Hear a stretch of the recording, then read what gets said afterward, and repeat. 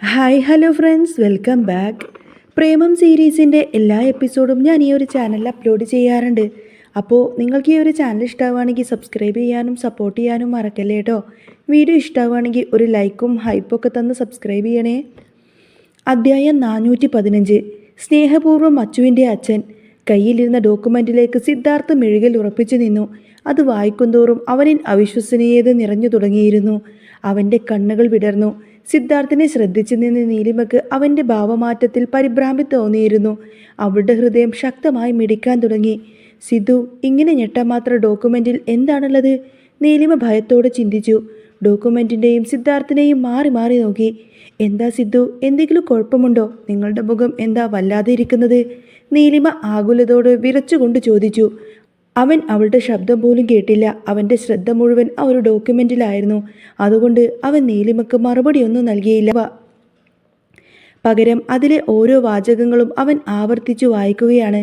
നീലിമയിൽ അക്ഷമ നിറഞ്ഞു. അവൻ്റെ കയ്യിൽ നിന്നും ആ രേഖകൾ വാങ്ങി വായിക്കാൻ അവൾ ആഗ്രഹിച്ചു. പക്ഷേ അതിനുള്ള ധൈര്യം നീലിമയ്ക്കുണ്ടായില്ല. കുറച്ചു നേരത്തിനു ശേഷം സിദ്ധാർത്ഥ നീട്ടി ശ്വാസമെടുക്കുന്നത് അവൾ കണ്ടു. എന്തോ സുപ്രധാന തീരുമാനമെടുക്കുന്നത് പോലെ അവൻ്റെ മുഖം മാറി. അവൻ ഡോക്യുമെൻറ്റിൽ നിന്നും മുഖമുയർത്തി നീലിമയെ നോക്കി. നീലിമ, നീ ടെൻഷൻ അടിക്കണ്ട. ഞാൻ പറഞ്ഞതുപോലെ എല്ലാം ശരിയാണ്. കാര്യങ്ങളൊക്കെ നമ്മൾ വിചാരിച്ചതുപോലെ തന്നെ നടക്കും. അവൻ അത്രമാത്രം പറഞ്ഞു. പക്ഷേ ആ വാക്കുകൾ പറയാൻ അവൻ തൻ്റെ മുഴുവൻ ശക്തിയും പ്രയോഗിച്ചതുപോലെ നീലിമക്ക് അനുഭവപ്പെട്ടു. സിദ്ധു, അവിടെ ഇവിടെ തൊടാതെ കാര്യങ്ങൾ പറയല്ലേ. എന്താ ഉണ്ടായേ? അത് ഡീറ്റെയിൽ ആയിട്ട് പറ. ആ ഡോക്യുമെൻറ്റിൽ എന്താ എഴുതിയിരിക്കുന്നത്? എന്തെങ്കിലും പ്രശ്നമുണ്ടോ? അച്ചുവിനുള്ള ട്രീറ്റ്മെൻറ്റിനെ പറ്റിയുള്ള എന്തെങ്കിലും കിട്ടിയോ? നീലിമ വെപ്രാളത്തോടെ ചോദിച്ചു. പക്ഷേ അവളോട് എന്ത് പറയണമെന്നറിയാതെയാണ് അവൻ നിൽക്കുന്നത്. അത് മനസ്സിലാക്കിയ പോലെ നീലിമ ആ ഡോക്യുമെൻറ്റ് അവൻ്റെ കയ്യിൽ നിന്നും തട്ടിയെടുത്തു. നീലിമ രേഖ വായിക്കുന്നതിന് വേണ്ടി അവൻ കാത്തു നിന്നു. ഡോക്യുമെൻ്റ് വായിക്കാൻ തുടങ്ങിയപ്പോൾ നീലിമ ശരിക്കും അങ്ങ് ഞെട്ടിപ്പോയി. അവളുടെ ഹൃദയമിടിപ്പ് ഉണർന്നു. സിദ്ധാർത്ഥിനേക്കാൾ അവിശ്വസനീയതയും ഞെട്ടലും അവളുടെ മുഖത്ത് നിന്നു. 5 വർഷം മുൻപുള്ള ആ ഒരു രാത്രിയിലേക്ക് അവൾ വീണ്ടും എത്തി. അതിലുണ്ടായിരുന്നത് അന്ന് ഹോട്ടലിൽ വെച്ച് നടന്ന ആ ഒരു കാര്യങ്ങളാണ്. നീലിമയുടെ ജീവിതം തന്നെ മാറ്റിമറിച്ച ആ ഒരു ദിവസത്തെക്കുറിച്ചുള്ള വിവരങ്ങൾ. അവിടെ അന്നേ ദിവസം ചെക്കിങ് ചെയ്ത ആളുകളുടെ പേരും അതിനൊപ്പം അവിടെ നടന്ന ആ ഒരു ഫംഗ്ഷനെക്കുറിച്ചുള്ള ഡീറ്റെയിൽസും അതിലെഴുതി വെച്ചിരുന്നു. പക്ഷേ അതിൽ 2 പേരുകൾ മാത്രം ചുവന്ന പേന കൊണ്ട് റൗണ്ട് ചെയ്ത് വെച്ചിട്ടുണ്ട്. നീലിമ, സിദ്ധാർത്ഥ്. ഇതെങ്ങനെ സംഭവിക്കും? അന്ന് ആ നശിച്ച ദിവസം സിദ്ധുവും ആ ഹോട്ടലുണ്ടായിരുന്നു. അല്ല, ഈ ഡോക്യുമെൻറ്റിൽ എന്തിനാ ഇതൊക്കെ പറഞ്ഞിട്ടുള്ളത്? അസുഖത്തിനുള്ള സൊല്യൂഷൻ ഇതിലുണ്ട് എന്ന് പറഞ്ഞല്ലോ. നീലിമ ആകെ അസ്വസ്ഥനായി. അവൾ പതുക്കെ ഇതിനുള്ളടക്കം വായിക്കാൻ സ്വയം നിർബന്ധിച്ചു. കാരണം അച്ചുവിൻ്റെ DNA ടെസ്റ്റ് റിപ്പോർട്ട് കൂടി വെച്ചിരിക്കുന്നു അതിൽ. ആദ്യത്തേത് ഭൈരവുമായിട്ടുള്ള മാച്ച് ടെസ്റ്റ് റിപ്പോർട്ടാണ്. എന്നാൽ രണ്ടാമത്തേത് നീലിമ ശരിക്കും അങ്ങ് അത്ഭുതപ്പെടുത്തി. കാരണം അത് സിദ്ധാർത്ഥുമായിട്ടുള്ള മാച്ചിങ് ടെസ്റ്റ് റിപ്പോർട്ടായിരുന്നു. റിപ്പോർട്ട് പോസിറ്റീവായിരുന്നു. അതെ, അതിനർത്ഥം അച്ചുവിൻ്റെ യഥാർത്ഥ പിതാവ് അത് സിദ്ധാർത്ഥ് തന്നെയാണല്ലോ. അന്നത്തെ ആ രാത്രി നീലിമ കഴിഞ്ഞത് സിദ്ധാർത്ഥിൻ്റെ കൂടെയായിരുന്നു. സിദ്ധാർത്ഥ് തന്നെയാണ് അശ്വിൻ്റെ അച്ഛൻ. അവൾക്കത് വിശ്വസിക്കാൻ പോലുമായില്ല. അവളുടെ കണ്ണുകളിൽ കണ്ണുനീര് കൊണ്ട് മൂടി തുടങ്ങി. എന്തൊക്കെയാ ചുറ്റും ഈ നടക്കുന്നത്? സിദ്ധു എങ്ങനെ അച്ചുവിൻ്റെ അച്ഛനാവും? നീലിമയുടെ മനസ്സ് കലുഷിതമായി. നീലിമയുടെ ഈ പ്രതികരണം സിദ്ധാർത്ഥ് പ്രതീക്ഷിച്ചിരുന്നു. ഈ ഡോക്യുമെൻ്റ് ആദ്യം വായിച്ചപ്പോൾ അവൻ്റെ അവസ്ഥയും ഇതുതന്നെയായിരുന്നല്ലോ. ആദ്യം ആശ്ചര്യമാണ് തോന്നിയത്. പിന്നെ പതിയെ മനസ്സിൽ സന്തോഷം നിറഞ്ഞു. അതെ, ഒടുവിൽ ആ കാര്യത്തിനൊരു തീരുമാനമായി.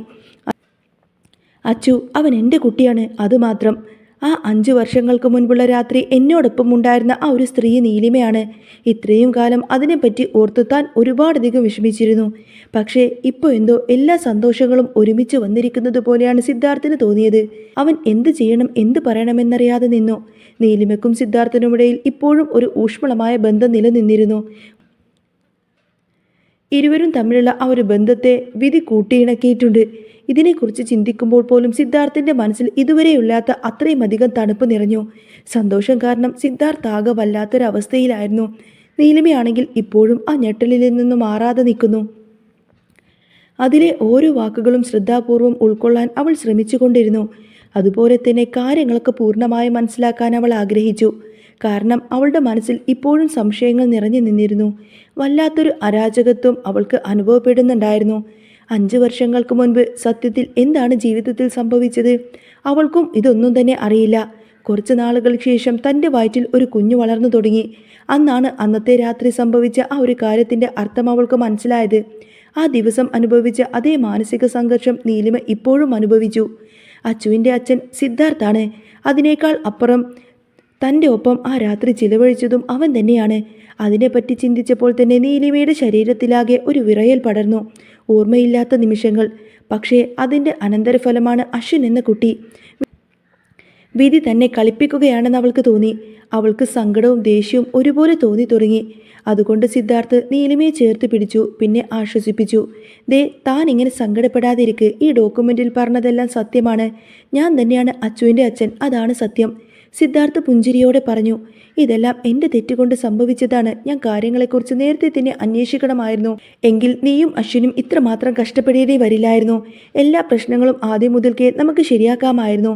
ഇനിയിപ്പോൾ പറഞ്ഞിട്ട് കാര്യമില്ല. എല്ലാം കഴിഞ്ഞില്ലേ. പിന്നെ അച്ചുവിൻ്റെ കാര്യത്തിൽ ഇനി ടെൻഷനൊന്നും വേണ്ട. അവൻ്റെ അസുഖം മാറാൻ ഇപ്പോൾ ഞാനുണ്ടല്ലോ, സിദ്ധാർത്ഥ് വിശദീകരിച്ചു. നീലിമ ഒരു വാക്ക് പോലും പറയാതെ നിസ്സഹായോടെ സിദ്ധാർത്ഥിനെ കെട്ടിപ്പിടിച്ചു. പിന്നെ ഉറക്കെ അങ്ങ് പൊട്ടിക്കരഞ്ഞു. 5 വർഷങ്ങൾക്ക് മുമ്പ് അവൾ ഒരുപാടധികം വേദന അനുഭവിച്ചിട്ടുണ്ട്. അത് എത്രയാണെന്ന് ആർക്കും അറിയില്ല. അവളുടെ ആ ഒരു വേദനാജനകമായ ഭാവം കണ്ട് സിദ്ധാർത്ഥ് ഒരേ സമയം അസ്വസ്ഥതയും ആശ്വാസവും തോന്നി.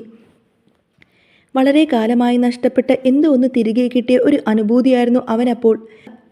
അപ്പോൾ അവൾ അവനെ കൂടുതൽ സംരക്ഷിച്ചു പൊതിഞ്ഞു പിടിക്കാൻ ആഗ്രഹിച്ചു.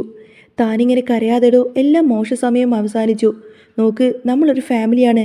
ഇനി ഒന്നും പേടിക്കണ്ട. നമ്മളിനി ഒരുമിച്ച് ജീവിക്കും. അച്ചു ഓക്കെയാവും. ഞാനുള്ളത് കൊണ്ട് തന്നെ അവൻ്റെ അസുഖം മാറ്റിയെടുക്കാം. ട്രസ്റ്റ് മീ, അവൻ പറഞ്ഞു. അച്ചുവിൻ്റെ കാര്യം കേട്ടപ്പോൾ നീലിമയുടെ മാനസികാവസ്ഥ ഒരല്പം മെച്ചപ്പെട്ടു. അവൾ അവനെ വിടാതെ തന്നെ മുഖമുയർത്തി നോക്കി. സിധു, ഇതെല്ലാം സത്യമാണല്ലേ? അവൾക്കിപ്പോഴും ഈ ഒരു കാര്യം വിശ്വസിക്കാൻ കഴിഞ്ഞിട്ടില്ല. അവളുടെ വാക്കുകളിലെ അർത്ഥം സിദ്ധാർത്ഥിന് മനസ്സിലായി. അവൻ സ്നേഹത്തോടെയും ഗൗരവത്തോടെയും അവളുടെ തലയിൽ പതുക്കെ തഴുകി. ഇതൊക്കെ അംഗീകരിക്കാൻ തനിക്ക് ബുദ്ധിമുട്ടാണെന്ന് എനിക്കറിയാം. പക്ഷേ വിഷമിക്കേണ്ട. ഇനി നിന്റെ ദേഹത്ത് ചെറിയൊരു മുറിവ് പറ്റാൻ പോലും ഞാൻ സമ്മതിക്കില്ല. നിന്നെയും അച്ചുവിനെയും എപ്പോഴും ഞാൻ നല്ലതുപോലെ നോക്കും. നിങ്ങൾ എന്നും സന്തോഷമായിരിക്കും, സിദ്ധാർത്ഥ് ആത്മാർത്ഥതയോടെ പറഞ്ഞു. ഒപ്പം മുമ്പുള്ളതിനേക്കാൾ ശ്രദ്ധയോടെയും സൗമ്യതയോടെയും അവൻ അവളോട് പെരുമാറി. അവൾ വീണ്ടും സിദ്ധാർത്ഥിനെ മുറുകെ പിടിച്ചു. വിഷമം കൊണ്ട് വീണ്ടും അവൾ കരഞ്ഞു തുടങ്ങി. 5 വർഷം മുൻപ് മുതൽ ഇന്ന് ഈ നാൾ വരെ അനുഭവിച്ചതൊക്കെ അവളുടെ മനസ്സിനെ വീർപ്പ് മുട്ടിച്ചു. അശ്വിൻ്റെ പിതൃത്വത്തിൻ്റെ പേരിൽ അവൾ ഒരുപാട് കളിയാക്കലുകൾ കേട്ടിട്ടുണ്ട്. കുഞ്ഞിനെ പോലും ആളുകൾ വെറുതെ വിട്ടിരുന്നില്ല. അതൊക്കെ ആലോചിക്കുമ്പോൾ നീലിമയ്ക്ക് സങ്കടം സഹിക്കാനായില്ല. അവളുടെ വിഷമം സിദ്ധാർത്ഥിനെയും വേദനിപ്പിച്ചു. നീലിമയുടെ മനസ്സ് അവന് കൃത്യമായി തന്നെ മനസ്സിലാക്കാൻ സാധിച്ചിരുന്നു. അവളുടെ മാനസികാവസ്ഥ എന്താണെന്ന് അവൻ ഊഹിക്കാം. അവളുടെ ജീവിതം തന്നെ മാറ്റിമറിച്ച ആ ഒരു ഡോക്യുമെൻ്റ് അപ്പോഴും ആ ടേബിളിൽ കിടന്നിരുന്നു. പക്ഷേ അതൊന്നും ശ്രദ്ധിക്കാതെ ഇരുവരും പരസ്പരം കെട്ടിപ്പിടിച്ച് നിൽക്കുകയാണ്. പരസ്പരം ആശ്വാസവും സമാധാനവും പകരുകയാണ്. സിദ്ധാർത്ഥിൻ്റെ ഒപ്പം നീലിമയും മനസ്സുകൊണ്ട് പതിയെ സന്തോഷിച്ചു തുടങ്ങിയിട്ടുണ്ട്. അവളുടെ ശരീരത്തിന് നല്ല ക്ഷീണമുണ്ട്. അവൻ അതറിയാമായിരുന്നത് കൊണ്ട് തന്നെ അവൾക്ക് ഈ നിമിഷം ശരീരം കൊണ്ട് ഒരു താങ്ങ് നൽകാൻ അവൻ ആഗ്രഹിച്ചു. നീലിമയും കൊണ്ട് അവൻ നേരെ സോഫയിലേക്കിരുന്നു. അവളാണെങ്കിൽ അവൻ്റെ നെഞ്ചിൽ ആശ്വാസം കണ്ടെത്തുകയായിരുന്നു. പക്ഷേ ഇരുവരും ഒന്നും തന്നെ മിണ്ടിയില്ല. ആ നിശബ്ദതയിൽ നീലിമ അറിയാതെ അങ്ങ് ഉറങ്ങിപ്പോയി. നേരം വൈകിയെന്ന് കണ്ടപ്പോൾ സിദ്ധാർത്ഥ് അവളെ കൈകളിൽ കോരിയെടുത്ത് പുറത്തേക്ക് നടന്നു. പാർക്കിങ്ങിൽ അവൻ്റെ ആഡംബര കാറുണ്ടായിരുന്നു. അതിൻ്റെ പിൻസീറ്റിലേക്ക് നീലിമയെ ശ്രദ്ധയോടെ കിടത്തി. പിന്നെ അവളെ ഒന്ന് മൃദുവായി ചുംബിച്ചു. ഒന്ന് മുഖം ചൊളിച്ചുവെങ്കിലും നീലിമ ശാന്തമായി ഉറങ്ങുകയായിരുന്നു. സിദ്ധാർത്ഥ് അവൾക്കൊപ്പം കയറിയിരുന്നു. എന്നിട്ട് ഡ്രൈവറോട് വണ്ടിയെടുക്കാൻ ആംഗ്യം കാണിച്ചു. അശ്വിൻ കിടക്കുന്ന ഹോസ്പിറ്റലിലേക്ക് ഡ്രൈവർ കാർ ഓടിച്ചു. സിദ്ധാർത്ഥിൻ്റെ മുഖം തികച്ചും ശാന്തമായിരുന്നു. അവൻ്റെ ചുണ്ടുകളിൽ സംതൃപ്തി നിറഞ്ഞ ആ ഒരു ചിരി തങ്ങി നിന്നിരുന്നു. അവൻ്റെ മനസ്സിലേക്ക് അശ്വിൻ്റെ മുഖം കടന്നു വന്നു. എൻ്റെ മകൻ, ഒരു പിതാവിൻ്റെ ഏറ്റവും അമൂല്യമായ വികാരമായിരുന്നു അത്. അവൻ വീണ്ടും സുഖമായി ഉറങ്ങുന്ന നീലിമയെ നോക്കി കുളിരണിയിപ്പിക്കുന്ന ചിന്തകളും ഓർമ്മകളും അവനെ ആ നിമിഷം വലയം ചെയ്തു വെച്ചിരുന്നു. ഒരുമിച്ച് പങ്കുവെച്ച ഓരോ നിമിഷങ്ങളും അവൻ വീണ്ടും വീണ്ടും ഓർത്തെടുത്തു. അധികം വൈകാതെ തന്നെ കാർ ഹോസ്പിറ്റലിലേക്ക് എത്തിയിരുന്നു. അപ്പോഴാണ് സിദ്ധാർത്ഥിൻ്റെ ചിന്തകൾ യാഥാർത്ഥ്യത്തിലേക്ക് എത്തിയത്. അവൻ വീണ്ടും നീലിമയെ കൈകളിൽ കോരിയെടുത്തു. എന്നിട്ട് മുന്നോട്ട് നടന്നു. നീലിമയുടെ ശരീരം നന്നായി ക്ഷീണിച്ചിട്ടുണ്ട്. ഭാരം പോലും കുറഞ്ഞതുപോലെ അവന് തോന്നി. ആ കാര്യത്തിൽ നല്ലതുപോലെ വിഷമം തോന്നുകയാണ് സിദ്ധാർത്ഥിന്. അവളുടെ ആരോഗ്യവും വയറ്റിലുള്ള കുഞ്ഞിൻ്റെ ആരോഗ്യവും നല്ല രീതിയിലാണോ എന്ന് അവൻ ആശങ്കപ്പെട്ടു. നീലിമയ്ക്ക് എപ്പോഴും മികച്ചത് നൽകാൻ അവൻ ആഗ്രഹിച്ചിരുന്നു. നീലിമയെ കൈകളിൽ കോരിയെടുത്തു വരുന്ന സിദ്ധാർത്ഥിനെ പലരും ശ്രദ്ധിച്ചിരുന്നു. പക്ഷേ അവരുടെ നോട്ടമെല്ലാം അവഗണിച്ചുകൊണ്ട് അവൻ മുന്നോട്ട് നടന്നു. പ്രശസ്തനായ സിദ്ധാർത്ഥ് വിശ്വയെ പലരും തിരിച്ചറിഞ്ഞിരുന്നു. അതുപോലെ കഴിഞ്ഞ ദിവസം ഭൈരവ് പരസ്യപ്പെടുത്തിയ വാർത്തകളും പലരും കണ്ടിട്ടുണ്ട്. അതുകൊണ്ട് തന്നെ ആളുകളുടെ ഭാവനകൾ കാടുകയറി. സിദ്ധാർത്ഥിൻ്റെയും നീലിമയുടെയും ഫാമിലിയെക്കുറിച്ച് പലതരത്തിലുള്ള ഗോസിപ്പുകളും ആൾക്കാർ ഇറക്കിയിട്ടുണ്ട്. പക്ഷേ സിദ്ധാർത്ഥിന് മുന്നിൽ നേരിട്ട് പ്രകടിപ്പിക്കാൻ അവർക്കെല്ലാവർക്കും ഭയമാണ്. സിദ്ധാർത്ഥ നീലിമയെ കൊണ്ടുപോയതും അവിടെ നിന്ന് നഴ്സുമാർ കുശുകുശുപ്പ് തുടങ്ങി. നിനക്കാളെ മനസ്സിലായോ? CEO ആണ് അദ്ദേഹം, സിദ്ധാർത്ഥ വിശ്വ. എൻ്റെ ദൈവമേ, ആളെന്ത് സുന്ദരനാണല്ലേ! ഒരു നിമിഷത്തേക്ക് ശ്വാസം അങ്ങ് നിലച്ചുപോയി. ഒരു നഴ്സ് അടുത്തിരിക്കുന്ന മറ്റൊരു നഴ്സിനോട് പറഞ്ഞു, ശ്വാസം നിലയ്ക്കേയുള്ളൂ. നീ അങ്ങേരുടെ കയ്യിലെ ആ ഒരു പെണ്ണിനെ കണ്ടില്ലേ? അത് സിദ്ധാർത്ഥ സാറിൻ്റെ വൈഫാണ്. അങ്ങേർക്ക് ഭാര്യ എന്ന് വെച്ച ജീവനാണ്. പണത്തേക്കാൾ കൂടുതൽ അയാൾക്ക് അവരെയാണ് ഇഷ്ടം. കേട്ടു നിൽക്കുന്നവർ മറുപടി നൽകി.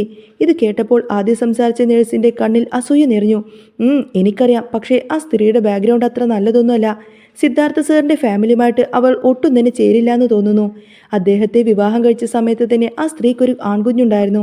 അതിൻ്റെ അച്ഛൻ ആരാണെന്ന് പോലും അറിയില്ല. കാണാനുള്ള ഭംഗിയെ ആ പെണ്ണിനുള്ളൂ. ഈ സിദ്ധാർത്ഥ സാർ എന്ത് കണ്ടിട്ടാണ് അവളെ കെട്ടിയതെന്ന് ആർക്കറിയാം? ആനയും അംബാനിയും പോലെയുണ്ട് അവർ. അനിഷ്ടത്തോടു കൂടെ തന്നെ അവൾ മറുപടി നൽകി.